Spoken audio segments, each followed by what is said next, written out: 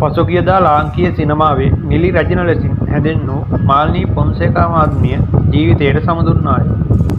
ඇයගේ අභාවය සමග ඇයව අවසන් කාලයේ රැක බලාගත් නළුවෙක් වන චන්දික නානායක්කාර ගැන කතා බහක් කරලියට පැමිණ ඇත.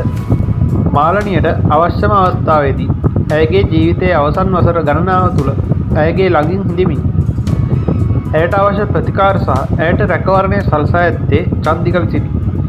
මාලනිය මියගිය මොහොතේ පවා එතරම් හයිලයිට් නොවි නිහඬවම චන්දික විසින් මාලනියට තම උතුම් ආදරය පුද කර ඇත.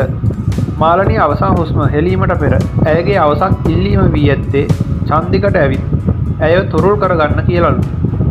මාලනියගේ මරණය පවා විකුණාගෙන කමින් හයිලයිට් ප්‍රීමට උත්සාහ කළ අය අතර නිහඬවම ඇයව ආදරයෙන් රැකබලාගත් චන්දික නානායක්කාර යනු ඒ අතින් ගත් විට උතුම් පුද්ගලයෙකු බවයි බොහෝ දෙනා පවසන්නේ.